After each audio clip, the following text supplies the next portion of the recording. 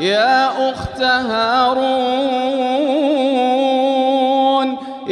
أخت هارون ما كان أبوك امرأ سوء وما كانت أمك بغيا فأشارت إليه. قالوا كيف نكلم من كان في المهد صبيا قال إني عبد الله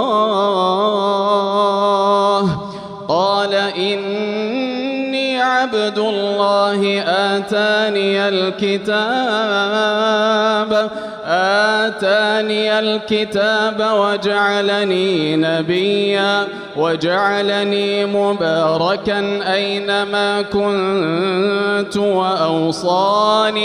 وأوصاني بالصلاة والزكاة ما دمت حيا وبرا بوالدتي ولم يجعلني جبارا شقيا.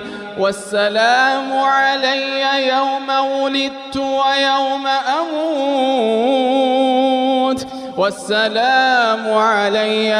ولدت ويوم أموت ويوم أبعث حيا. ذلك عيسى بن مريم قول الحق الذي فيه يمترون. ما كان لله أن يتخذ من ولد سبحانه إذا قضى أمرا فإنما يقول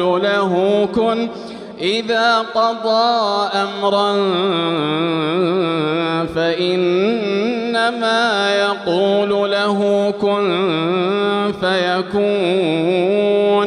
وإن الله ربي وربكم فاعبدوه هذا صراط مستقيم.